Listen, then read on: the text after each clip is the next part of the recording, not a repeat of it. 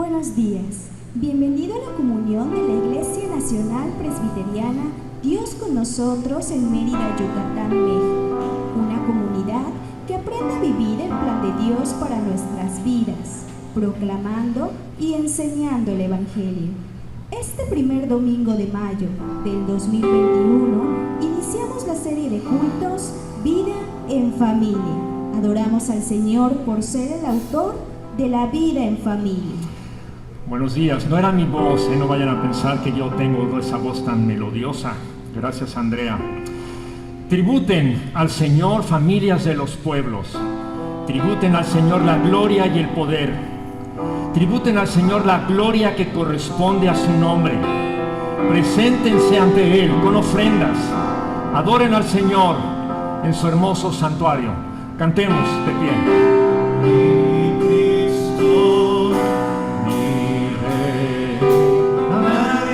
Como tú, toda mi vida quiere salvar las maravillas de tu amor.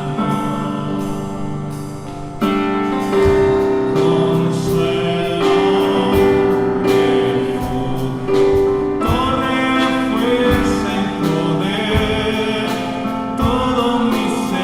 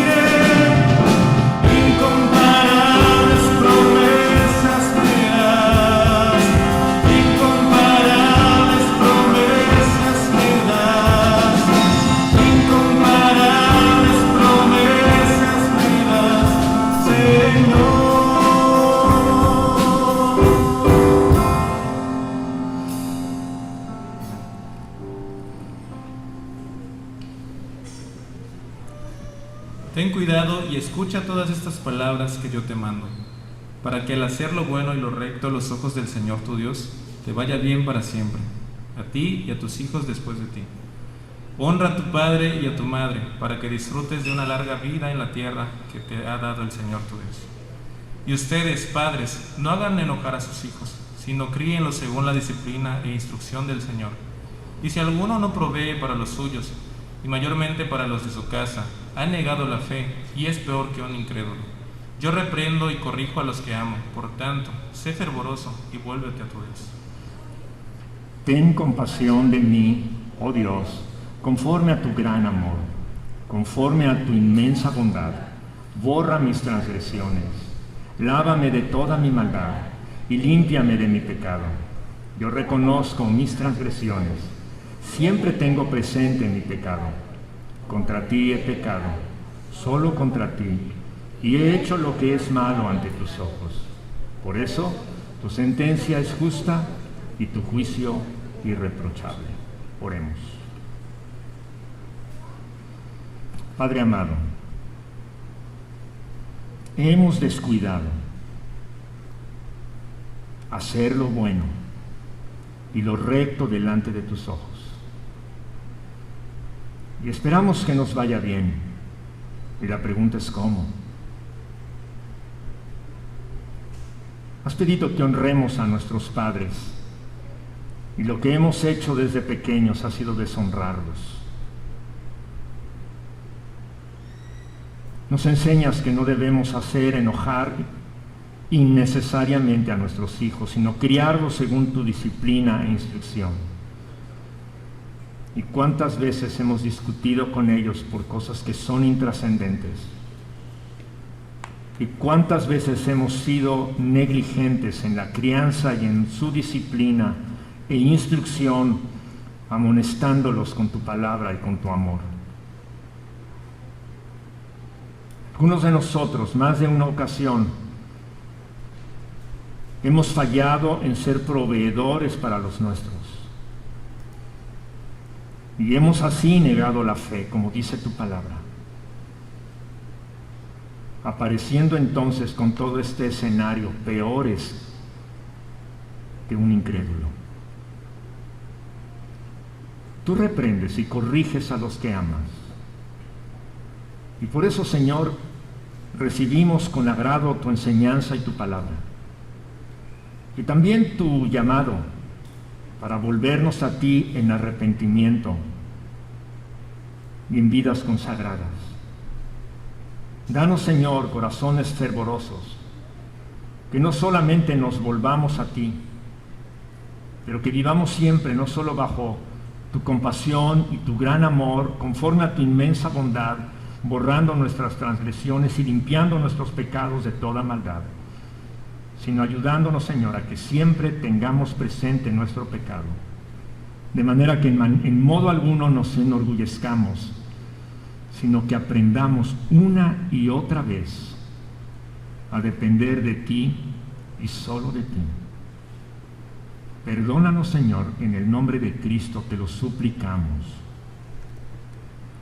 Amén. Dios dijo: estableceré mi pacto contigo y con tus descendientes. Será un pacto perpetuo, y yo seré tu Dios y el de tu descendencia. Por tanto, cree en el Señor Jesús, así tú y tu familia serán salvos, porque como éramos incapaces de salvarnos en el tiempo señalado, Cristo murió por nosotros. El amor del Señor es eterno y siempre está con los que le temen. Su justicia está con los hijos de sus hijos, con los que cumplen su pacto y se acuerdan de sus preceptos para ponerlos por obra. Cantemos: prepara, oh Dios, mi corazón. Mientras escuchamos este canto, hablemos con Él, abriendo nuestro corazón y diciéndole: Padre, necesitamos que tu palabra entre a nuestra vida y nos transforme. Queremos vivir vidas mejores. Ayúdanos a que esto sea una realidad cada día de nuestra existencia.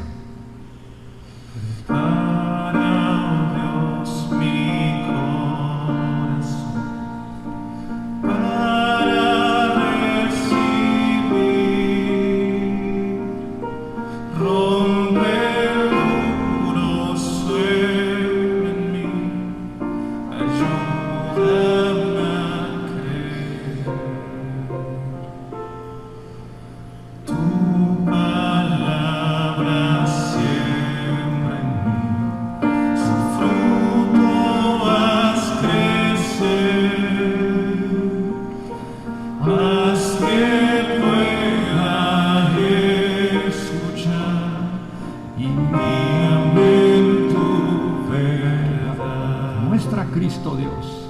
Muestra a Cristo. Espíritu Santo, muéstranos a Cristo. Muestra a Cristo.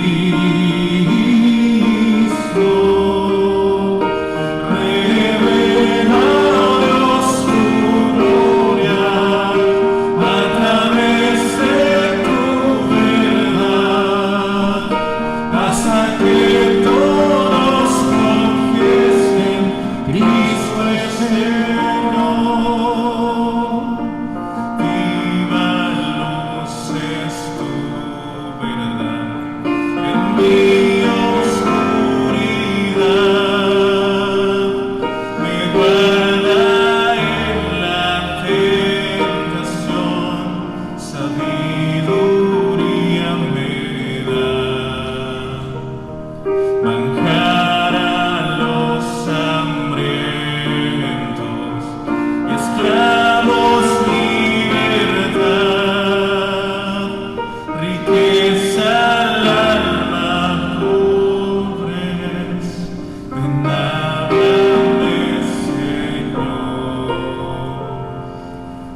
Muestra Cristo, muestra Cristo, revela, oh Dios, tu gloria a través de tu verdad, hasta que todos confiesen, Cristo es Señor. ¿Dónde más iré, Dios? ¿Dónde más iré? No tenemos donde ir. Tienes palabras de vida eterna. ¿Dónde más iré, Dios? ¿Dónde más iré? Tienes palabras de vida eterna. ¿Dónde más iré, Dios? ¿Dónde más iré? Tienes palabras de vida eterna. Muestra Cristo, muestra Cristo, revela, oh Dios, tu gloria a través de tu verdad, hasta que todos confiesen, Cristo es Señor. Que sea una realidad en nuestra vida, que cada día nos guíes, Padre, hasta tu presencia, en el nombre de Jesús. Amén. La palabra del Señor esta mañana se encuentra la lectura en Deuteronomio capítulo 6. Si tú tienes tu Biblia, puedes leer directamente en ella, en tu dispositivo, y si no, creo que con un poco de trabajo, porque hay mucha luz, puedes seguir la lectura en la pantalla a mi espalda. Deuteronomio capítulo 6, versículos 1 al 9. Moisés está caminando en el desierto con todo el pueblo de Dios. Han salido de la esclavitud en Egipto, se dirigen a la tierra prometida de Canaán, han recibido de Dios los 10 mandamientos y llega el tiempo del Deuteronomio, la repetición de la ley. Apenas en el capítulo anterior, en el capítulo 5 de Deuteronomio, vuelve a repetirse otra vez los 10 mandamientos. Es importante que una y otra vez estemos oyendo repetidas veces las indicaciones que Dios nos da sobre la vida. Y llega entonces el momento en que Moisés dice las siguientes palabras, versículos 1 al 9. ¿Me acompañan? Vamos a hacer la lectura al unísono. Dice la palabra del Señor. Estos, pues, son los mandamientos, estatutos y decretos que Jehová vuestro Dios mandó que se os enseñase, para que los pongáis por obra en la tierra a la cual pasáis vosotros para tomarla, para que temas a Jehová tu Dios, guardando todos sus estatutos y sus mandamientos que yo te mando, tú, tu hijo, el hijo de tu hijo, todos los días de tu vida, para que tus días sean prolongados. Oye pues, oh Israel, y cuida de ponerlos por obra, para que te vaya bien en la tierra que fluye leche y miel, y os multipliquéis como te ha dicho Jehová, el Dios de tus padres.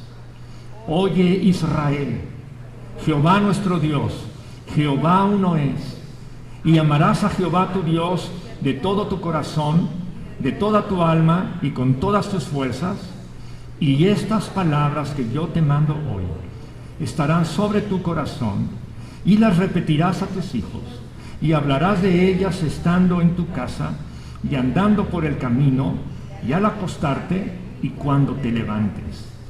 Y las atarás como una señal en tu mano, estarán como frontales entre tus ojos, y las escribirás en los postes de tu casa y en tus puertas. Palabra del Señor.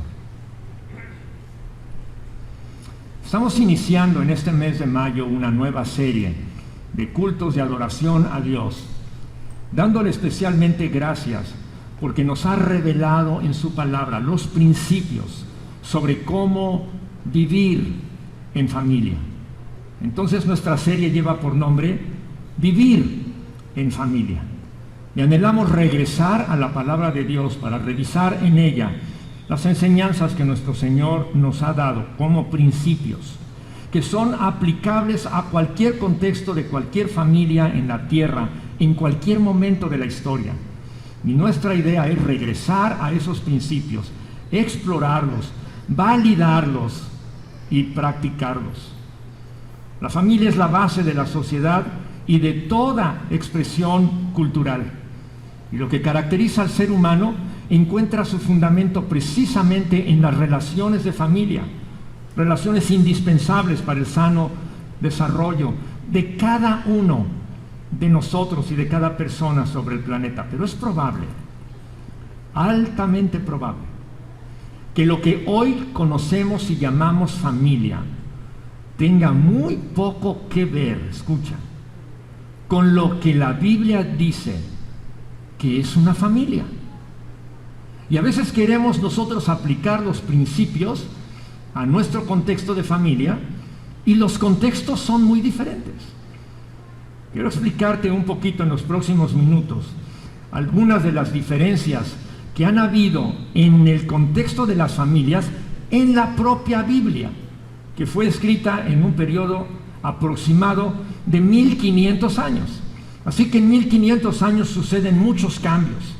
Si ese es el tiempo que tardó la Biblia en ser revelada, en ser escrita, y se tuvieron tantos cambios en la familia como Dios la ve, imagínate en todo el tiempo de la historia, con toda la influencia de la cultura, cuán distintas son hoy las familias, y pueden serlo, a como eran las familias descritas en la palabra de Dios, tanto en el Antiguo como en el Nuevo Testamento. Y prácticamente cada persona seguimos viviendo sumergidos en esta red de derechos y obligaciones familiares.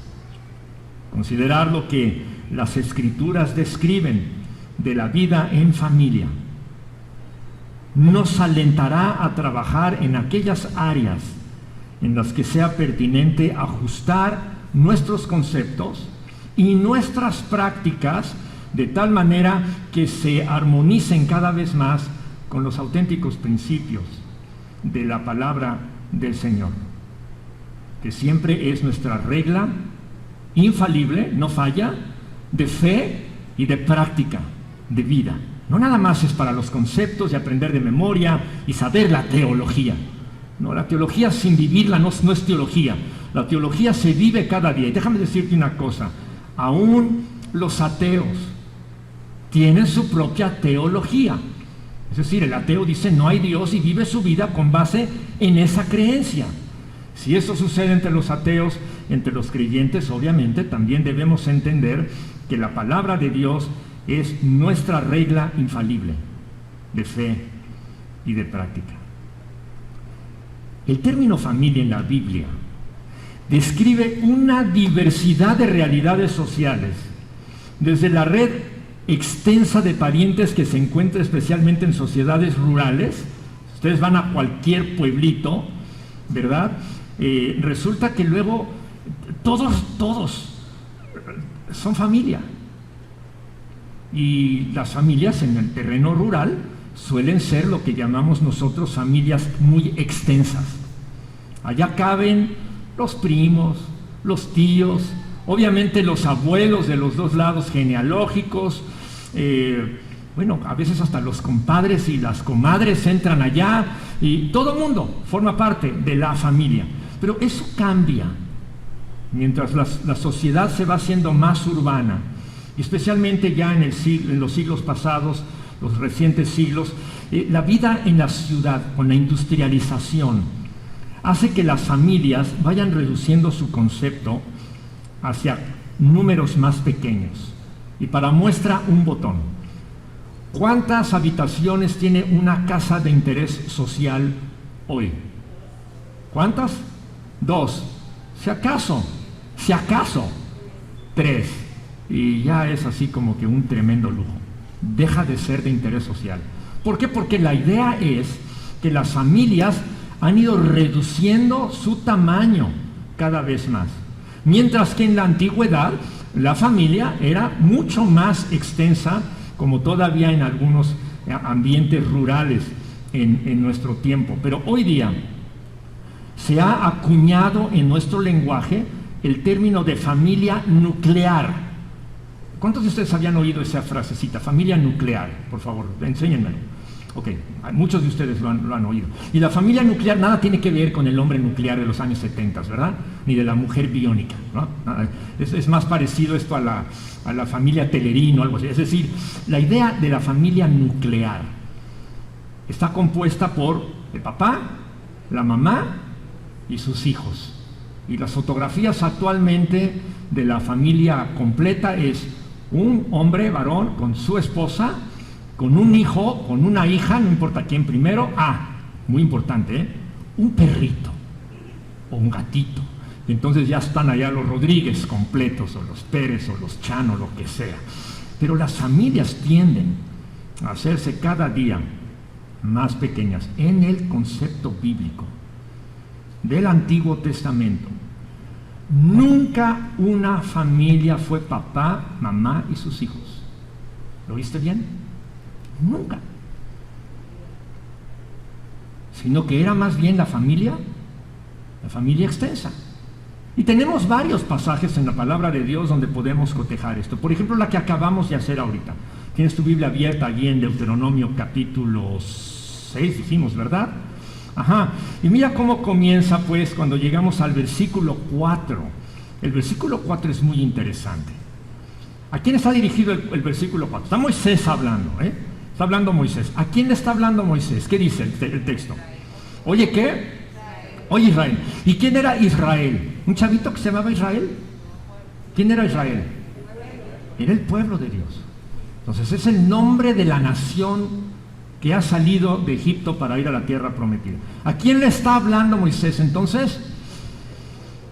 Algunos calculan que eran como entre 600,000 y 1,000,000 de judíos los que salieron al desierto. A ellos les está hablando, pero atención, porque tenemos este cuadro de Moisés hablándole a todo Israel, pero ve lo que les dice. Versículo 5, amarás a Jehová, tu Dios, de todo corazón, de toda tu alma, con todas tus fuerzas, y estas palabras que yo te mando hoy estarán sobre tu corazón. Ahora, lee conmigo el versículo 7 que dice, ¿y a quién? A tus hijos, y hablarás de ellas estando en tu casa y andando por el camino y al acostarte. Y cuando, a ver, espérame tantito, a ver. ¿Con quién estaba hablando Moisés? Está hablando con todo Israel. Y de repente le dice, esto que te he dicho yo, lo tienes que repetir ¿a quién? A tus hijos. ¿Quiere decir que Israel tenía israelitos? No, está ahora hablando como un embudo. Comienza hablando de toda la nación y nos vamos yendo hacia lo más, dijéramos ahora en este día, lo más nuclear. Termina hablando de quien vive bajo un mismo techo. Y estas cosas las tienes que repetir a tus hijos. Por cierto, chavos que están cansados y se hartan de que su mamá o su papá les esté repitiendo lo que dice la palabra de Dios. Ya no me vengas con eso, otra vez dicen los chavitos. Mira, lo único que tienes que recordar es que eres un chavillo. Es lo que estamos viendo en la palabra. Es obligación de papá y mamá repetir a sus hijos lo que el Señor manda, que debemos repetir y debemos aprender y debemos practicar. Eso es una cosa que así es, no lo podemos nosotros cambiar. Bueno, las definiciones de familia entonces se forjan en la cultura, con la historia, y hay muchos grupos sociales involucrados con el concepto de familia.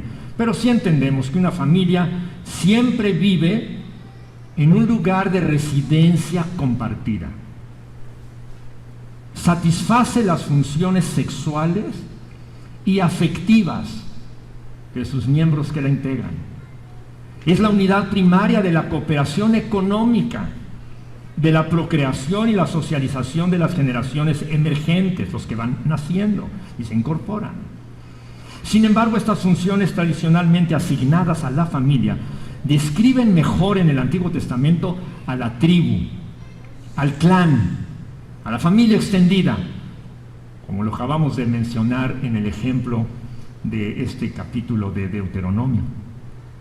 Así la raza humana entonces ha existido primeramente en grupos sociales mucho más extensos que la familia que nosotros conocemos como la familia nuclear, que es en sí un constructo social de adaptación posterior en el tiempo. Y esto no significa que el núcleo constituido por un hombre, su mujer, sus hijos no existiera. Siempre ha existido. Pero la familia es más que esto, mucho más. Y en todo caso, las maneras en que las relaciones se establecen, los derechos, las obligaciones asignados a los sexos, el número de personas que la forman, van cambiando notoriamente de un lugar a otro lugar, de acuerdo con la cultura, la clase social, las creencias religiosas y por supuesto el mundo, la región del mundo donde se vive. Mira, es imposible exponer en 20 minutos el desarrollo histórico, aún bíblico, de esta evolución, déjame utilizar esa palabra entre comillas, de la evolución que ha tenido el concepto de familia en los términos bíblicos. Pero, si pudiéramos en una frase corta hoy definir a una familia, diríamos que se trata de la unidad básica, formada por dos adultos que viven en la misma casa, un hombre y una mujer, un hombre y una mujer, y que cooperan no solamente en las actividades de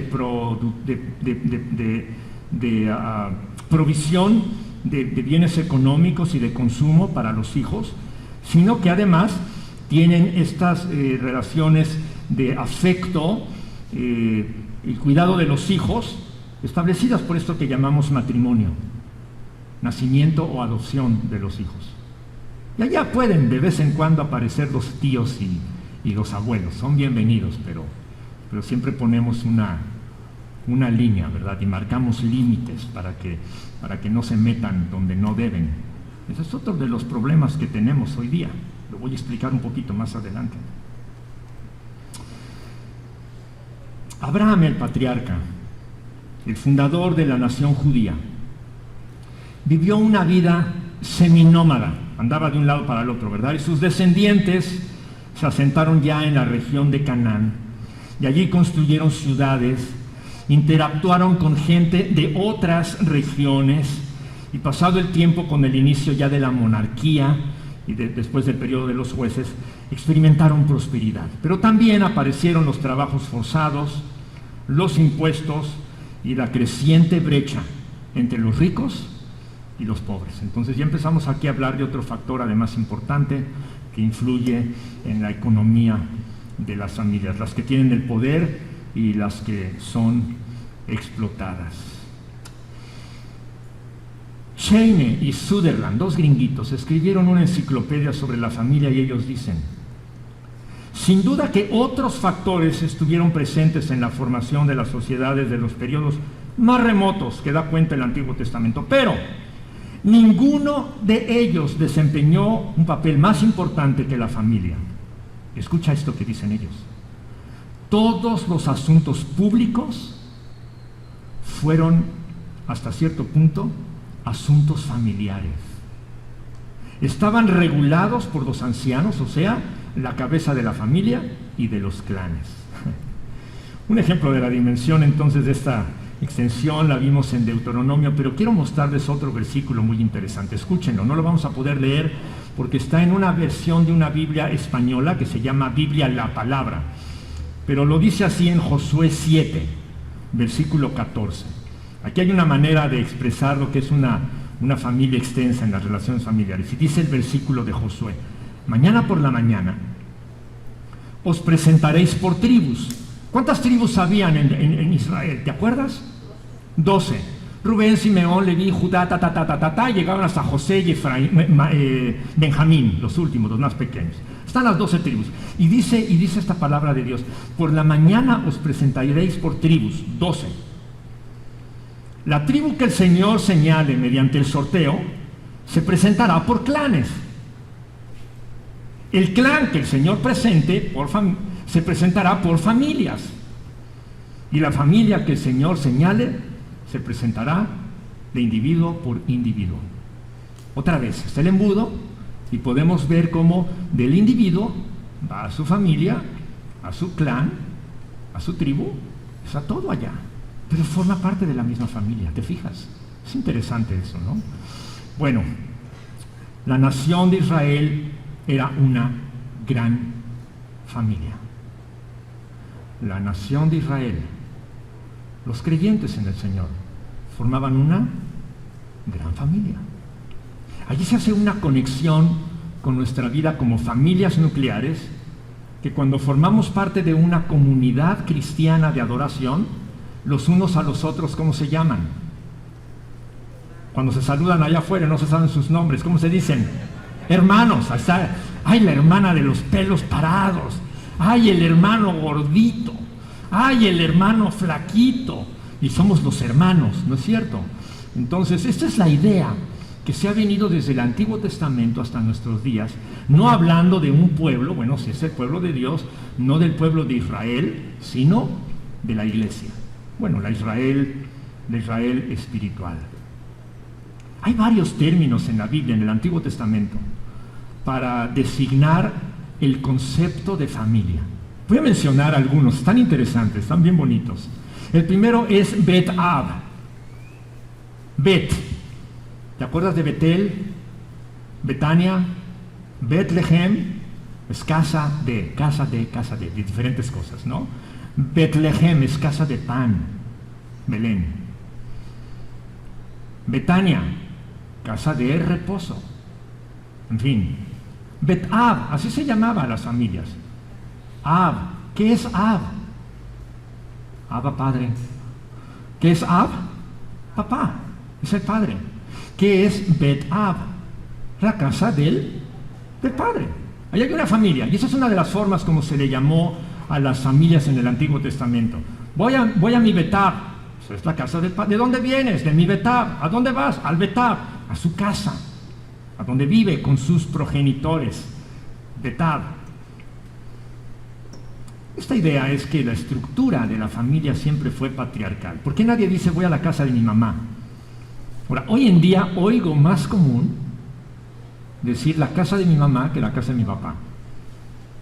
Creo que por dos razones. Una, por los divorcios.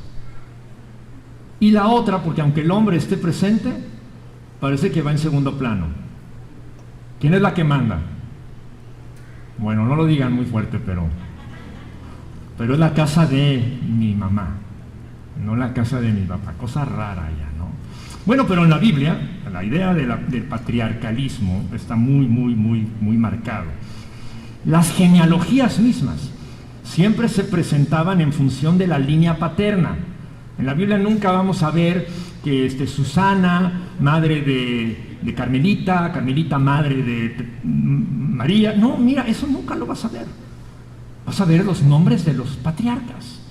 Mateo capítulo 1 es un buen ejemplo, pero estamos hablando del Antiguo Testamento, pero allí está todo el tiempo, los hombres son los que van marcando la línea patriarcal, que es la casa del padre. El padre aplicaba la ley civil a sus hijos. Hay una ley civil tremenda, Levítico 20, versículo 9. Allá dice, todos los hijos deben honrar a su padre y a su madre.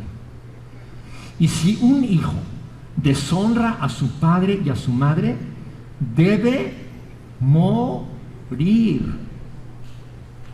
Imagínate.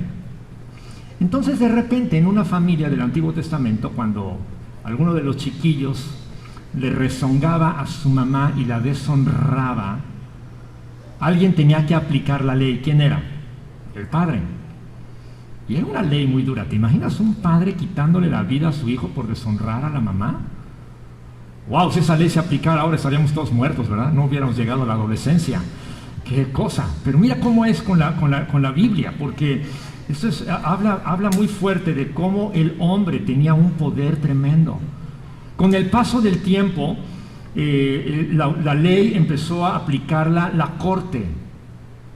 Entonces lo que hacía el padre cuando su hijo le deshonraba o deshonraba a su esposa, la madre, entonces venía el padre a la corte, presentaba la acusación y la corte generalmente aplicaba la misma ley y el hijo tenía que morir.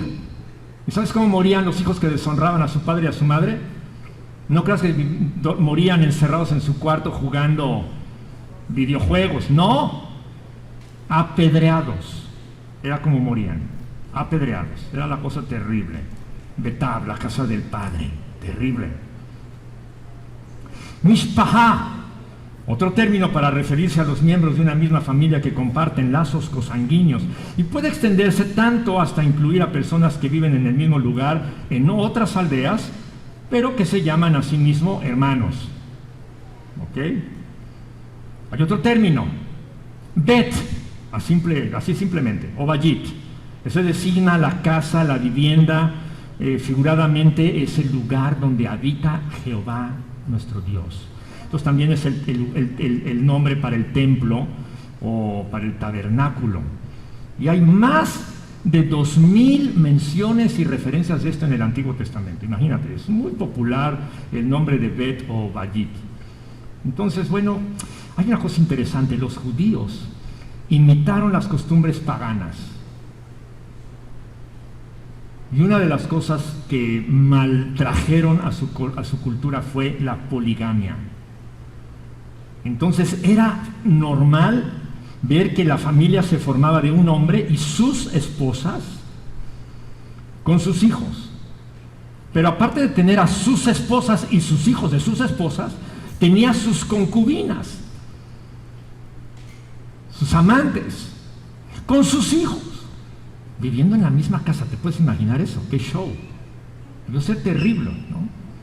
Y no solamente eso, sino que en esos tiempos también habían viudas, huérfanos, todo tipo de allegados, incluso extranjeros residentes.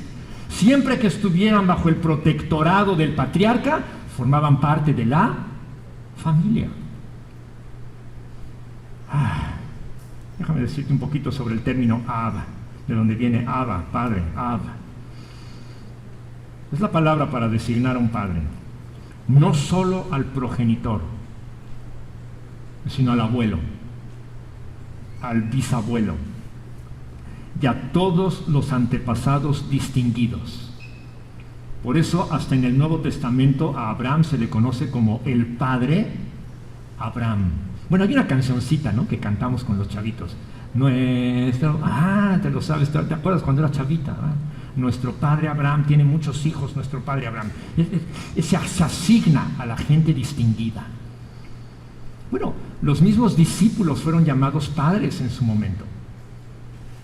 Los rabinos llegaron a ser llamados padres.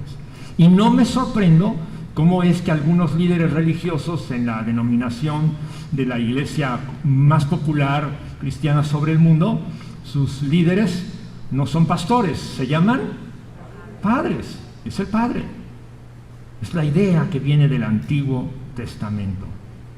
Porque el padre tenía una responsabilidad sacerdotal con sus hijos. ¿Qué significa esto?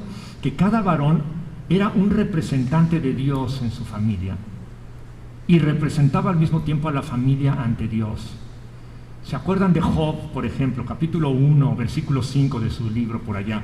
Cuando presenta holocaustos, dice el texto bien chistoso: por si acaso hubieran pecado sus hijos que hacían fiestas todas las noches. Por si acaso. Ay, Job era un buen varón de Dios. El padre se ocupaba de la ceremonia de la Pascua, no el sacerdote, era el padre. Y los miembros estaban bajo una estricta obligación de reunirse no solo a la fiesta de la Pascua, sino en el santuario, en el devocional familiar. Así que los hombres tomaban un lugar muy importante que creo que hemos olvidado en nuestros días y deberíamos retomar. Las mujeres, en gran parte el trabajo duro de la casa y del campo no era de los varones. Interesante, era de las mujeres. Oíste bien, también el trabajo duro, dije, del campo, era de las mujeres. Las mujeres estaban relegadas a un lugar secundario en la sociedad, comenzando en la familia. Las mujeres solteras estaban bajo la tutela del padre, las casadas estaban bajo la autoridad de sus respectivos maridos. Eran tratadas como prenda de valor al ser compradas por sus futuros esposos, o incluso eran vendidas como esclavas. Y por medio del matrimonio la mujer pasaba a ser propiedad del esposo. Terrible, ¿no? ¿O a algunos de ustedes les gusta este modelo? Eso está feo. No podían hacerse cargo nunca del culto familiar, solo los varones. Además, no podían discutir la ley, ni portar armas. Esto solamente era cosa de los varones. Había una división muy grande en las funciones genéricas. Y con la vida sedentaria, la mujer llegó a ser más apreciada por su eficiencia en las labores hogareñas, como lo dice en Proverbios 31. Mujer virtuosa, ¿quién la hallará? Y a pesar de todo, muchos pasajes colocan a la mujer en el mismo lugar de importancia y dignidad que el varón. Comenzando Génesis 1, cuando dijo Dios: hagamos al hombre a nuestra imagen, a imagen de Dios lo creó, varón y mujer los creó. Imagen de Dios. Pero algo ha pasado con la cultura y nuestro pecado, que hemos maltratado a las mujeres en nuestra cultura y las hemos segregado. ¿Cómo es el trato contigo en tu casa? No solo con tu esposa, sino con tus hijas. Cuidado con asuntos de machismo no bíblico, traído al hogar, aún aduciendo que se parece al modelo del Antiguo Testamento. Porque entonces, si vamos a hacer las cosas como en el Antiguo Testamento, también debíamos ser polígamos, ¿no? Y vivir con concubinas, ¿no? ¿Y por qué nomás entonces los varones y las mujeres no podrían hacer lo mismo? Ay, no, dicen ustedes, no, si ya con uno no puedo, me das dos o más, ya me muero. Bueno, lo entiendo.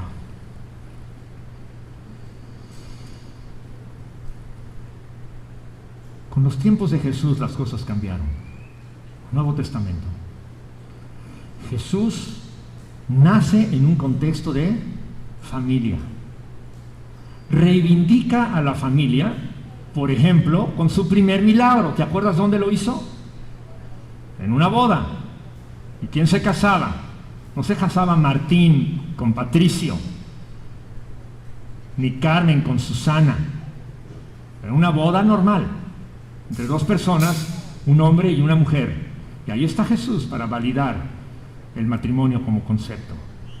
No solo eso, Jesús hizo cosas que nadie podía hacer. Ningún rabino se atrevía a hablar con una mujer.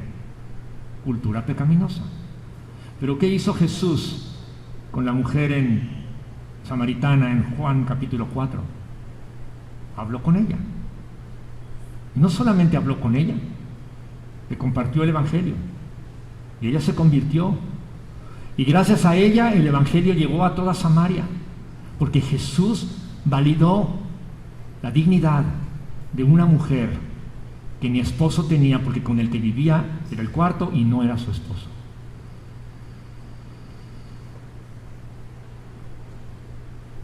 Juan el Bautista bautizó mujeres. Jesús habló con mujeres y también de temas teológicos, como según podemos leer, no hay tiempo, en Lucas 10, 38 al 42 y Juan 11, 21 al 27, en una época, insisto, cuando ni los rabinos se atrevían a hablar con las mujeres. El término bíblico para familia en el Nuevo Testamento es ikos, de donde viene economía, un mismo techo bajo el cual vive la familia en armonía. Los niños siempre fueron relegados como las mujeres. Si te fijas, por ejemplo, cuando se hacían los censos, o sea, se decía todos los nombres de todos los hombres, se contaban los números y decían 734, sin contar a las mujeres y a los niños. Nunca se contaron. Hay varias palabras, como 12 palabras en toda la Biblia para designar a los niños. Algunas de ellas palabras les dan honor, otras no. Algunas de las palabras designadas para los niños, para referirse a un niño, son las mismas palabras para referirse a un esclavo. Así que ser niño en los tiempos bíblicos también no te colocaba muy bien, no era muy satisfactorio. Pero Jesús dijo, dejad a los niños venir a mí y no se lo impidáis, porque de los tales el reino de los cielos. Ustedes, papás, escúchenme, abuelos, escúchenme, hacen muy mal cuando no traen a sus hijos a la iglesia. Ningún hijo está en derecho de decidir si viene o no viene, menos si es menor de edad. Fallamos como padres cuando no instruimos a nuestros hijos. Y si algo debemos hacer en este primer domingo, hablando de temas de vivir en familia, es recogernos como familias y hablar con Dios y pedirle perdón a Dios por nuestros pecados de maltrato al interior de la familia. Siempre hay algo que podemos hacer para vivir mejor. Estas cosas que has oído, repítelas a tus hijos. Al levantarte, al acostarte, al salir y a ir por el camino, ponlas como unas marcas en tus manos y llévalas entre tus ojos como un frontales en tu rostro. No te olvides de poner por obra la palabra del Señor. Oremos. Padre bendito, ayúdanos a ser capaces de distinguir los estilos, las tradiciones, las formas como vivimos en familia, y que nada tiene que ver con lo que tú anhelas en tu palabra. Jesús mismo nos has mostrado cómo referirnos a nuestro Padre como Padre al orar. Padre nuestro que estás en los cielos. Oh Dios, hoy queremos a ti santificar tu nombre. Queremos darte a ti el honor, porque eres el creador de la familia, el creador de la vida eres tú. Queremos darte honor a ti, Señor, porque no hay otro Dios como tú. Amén. Damos honor a ti, damos honor a ti, creador de vida, eres tú. Damos honor a ti, damos honor a ti, porque no hay otro Dios como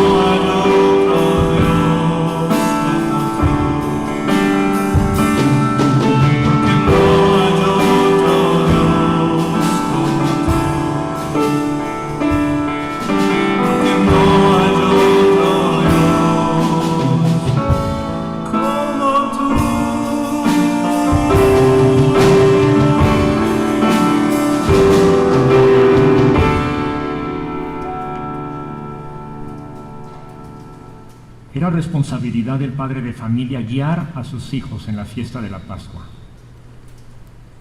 El sacramento de la Santa Cena es el sustituto en temporalidad de la fiesta de la Pascua. Pablo dice, nuestra Pascua es Cristo.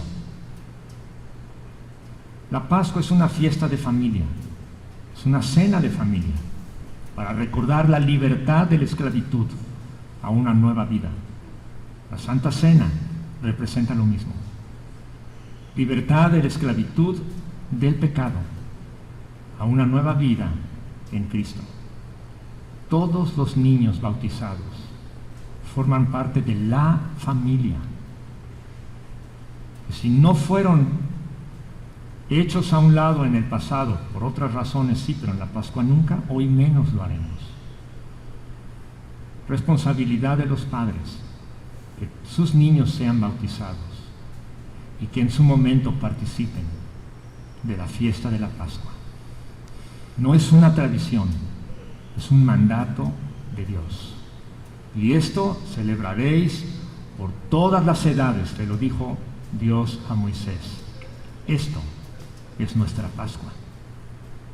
¿Quién participa de la comunión? Todos los bautizados en el nombre del Padre, del Hijo y del Espíritu Santo, que son creyentes en el Señor Jesucristo y que se arrepienten de sus pecados y se vuelven al Señor cada día. ¿Quiénes no participan de la comunión? Los no bautizados, los que no creen en el Señor Jesucristo y los que, practicando algún pecado en secreto o público, no quieren arrepentirse. ¿En qué situación estás tú? Si eres invitado, no por el pastor, no por el consistorio, sino por el Señor a su mesa, ponte de pie y vamos a repetir juntos el credo de los apóstoles. Confesamos así nuestra fe, recordamos en qué creemos y al mismo tiempo celebramos que el Señor es nuestro Dios.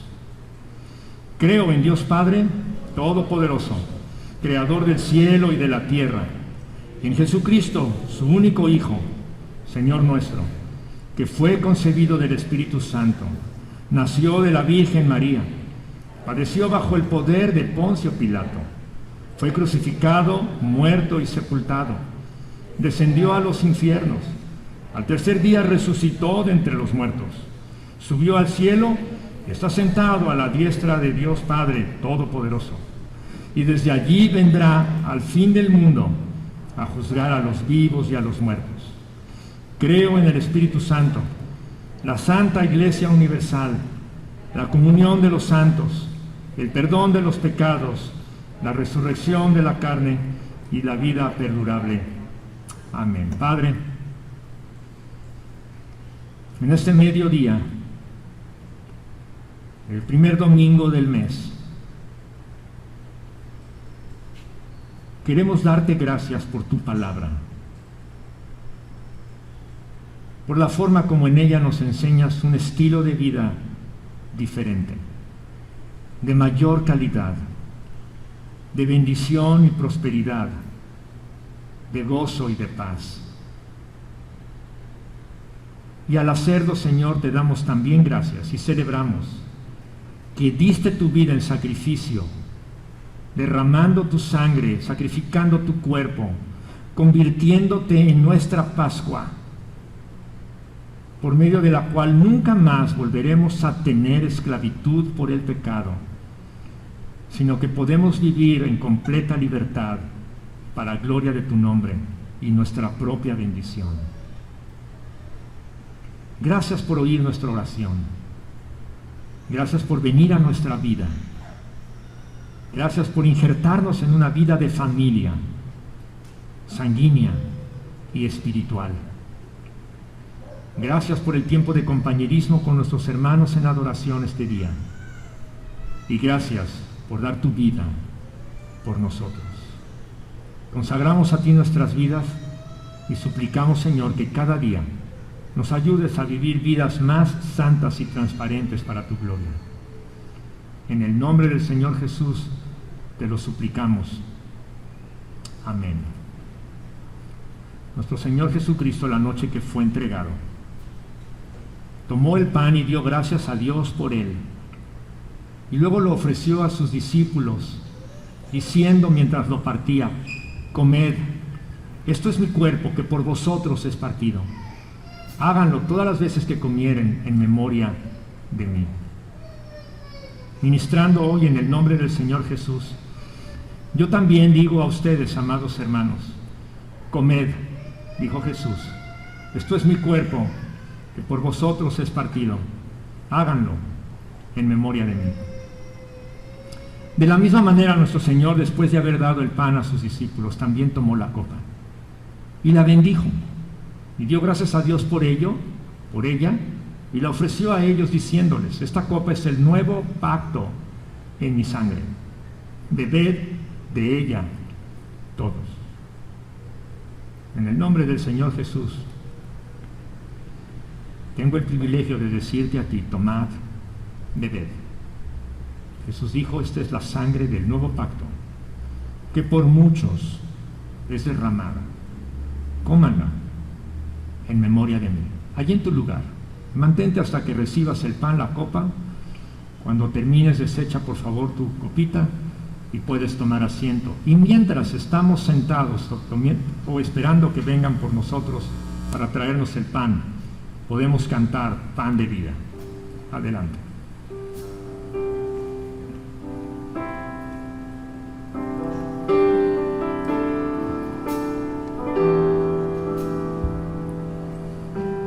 Cuando flaquea mi fe y verse desfallecer, cuando no puedo seguir y faltan fuerzas en mí, puedo a la mesa venir.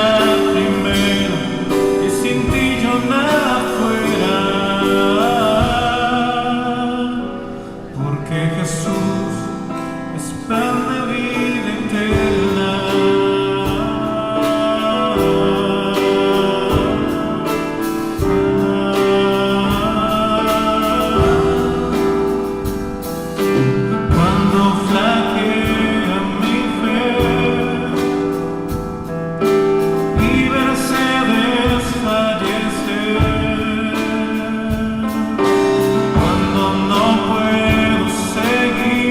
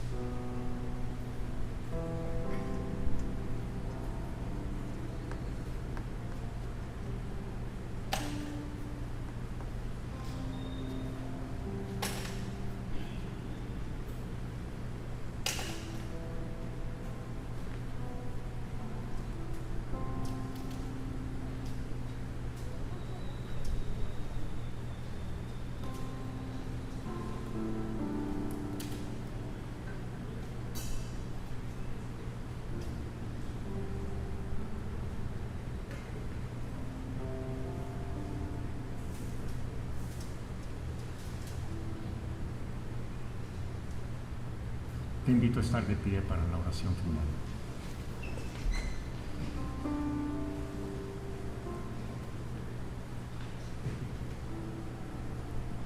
Este es el día que hizo Jehová. Nos gozaremos y nos alegraremos en él. Y aquí estamos, Señor, agradecidos, celebrando nuestra vida en familia. Necesitamos tu bendición.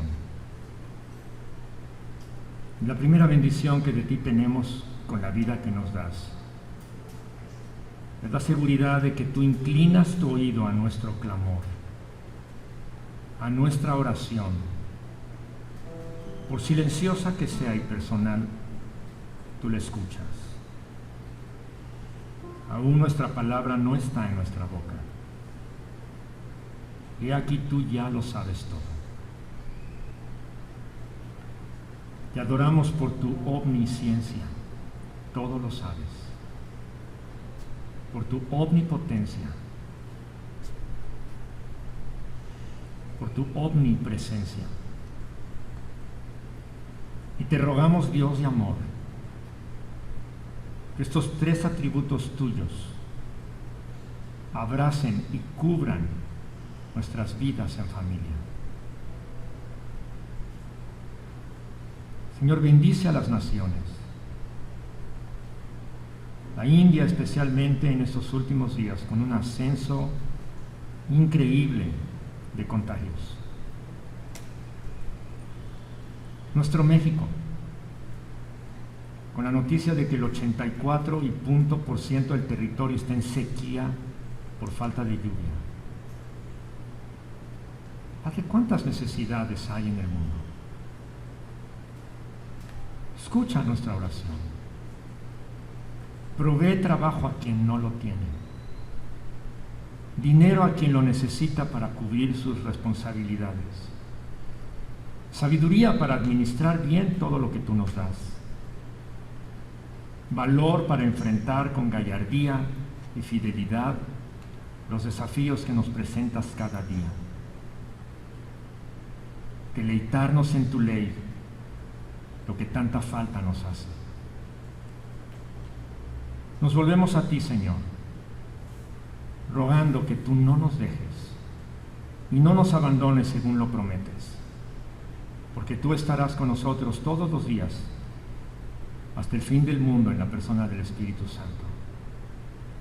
Por eso ven, Señor, y enséñanos cómo vivir con dignidad, mostrando los valores de tu reino en nuestras vidas. Bendice a los enfermos. Oramos especialmente por los enfermos de nuestra familia, Dios, con nosotros. Pero oramos por todos los que sufren alrededor del mundo. Danos, Señor, tu bendición. Danos con ella tu paz. Y ahora, mis amados hermanos, que la gracia de nuestro Señor Jesucristo, el amor de Dios el Padre y la comunión con su Santo Espíritu sea con cada uno de ustedes desde ahora y para siempre. Amén. Puedes tomar asiento un momentito, por favor.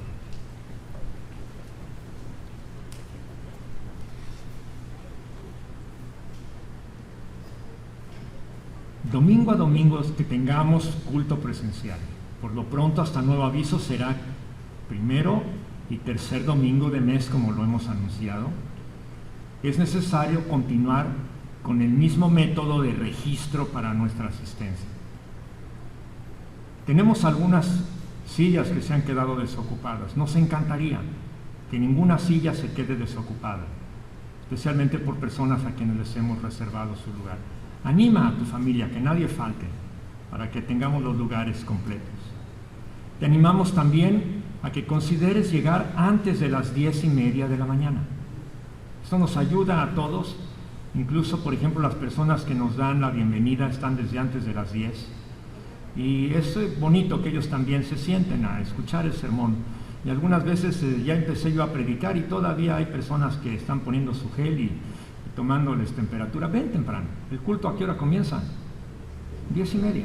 Entonces llega por favor aquí 10:20. Hay tiempo suficiente para saludarnos, que te entreguen tu lugar y todo lo demás. 10:20 es una buena hora para llegar. Entre 10:15, 10:30 podemos estar acá. Lo agradecemos de veras mucho. Estas cosas son de logística muy básica, muy esencial. Quiero recordarte también que el primer domingo de junio, ya nada más falta que corra todo el mes de mayo, vamos a volver a iniciar el curso de doctrina básica. Hay un par de personas, unas 4 personas que ya están interesadas y ya se inscribieron. Si tú todavía no has tomado este curso, te quiero animar a que lo tomes. No es solamente para adultos. Si hay alguien que tiene deseos de aprender y puede leer y puede pensar, que ya van en la secundaria, en la prepa, lo pueden tomar. Así que avísame, inscríbete conmigo y yo te tomo en cuenta con mucho gusto. Tendremos nuestras 52 clases de manera no presencial, sino en línea, hasta que tengamos semáforo verde y tomemos otra decisión.